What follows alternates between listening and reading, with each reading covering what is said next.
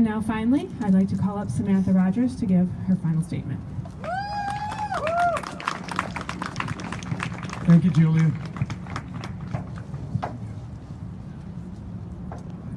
We want to thank everyone who made today happen.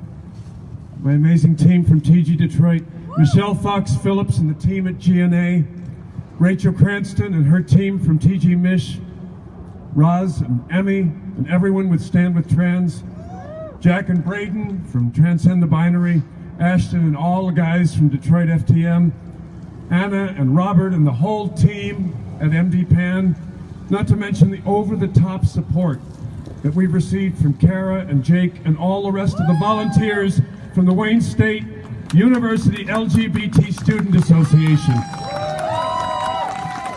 And from the university itself for graciously allowing us to speak here today.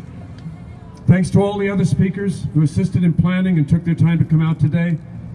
Special thanks to my old friends from the Wayne State Theater Department for providing our stage as it is. And to all of you who assisted here today. But most of all, I want to thank all of you for coming and joining us here today. Evil flourishes when good men do nothing.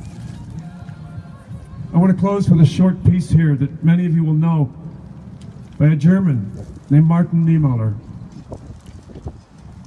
First they came for the socialists, and I did not speak out because I was not a socialist. Then they came for the trade unionists, and I did not speak out because I was not a trade unionist. Then they came for the Jews, and I did not speak out because I was not a Jew. And then they came for me, and there was no one left to speak out for me. Let all of us who believe in this country and all that it really stands for, that shining city on the hill of hope, a beacon for all, a land where all of us are created and treated equally, all of us. Let us, all of us, remember those words. There are no others in America. There's just us. Just us. So let there be justice for all of us. And just one last thing, and I want to share this with you. This is personal.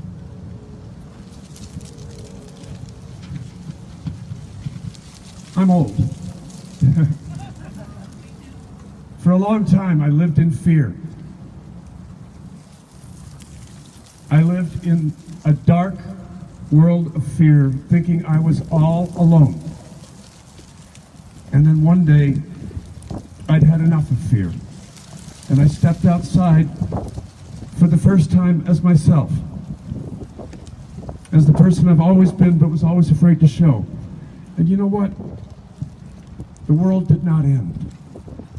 I told my family, and the world did not end. I told my employer, I told everyone I knew, and the world did not end.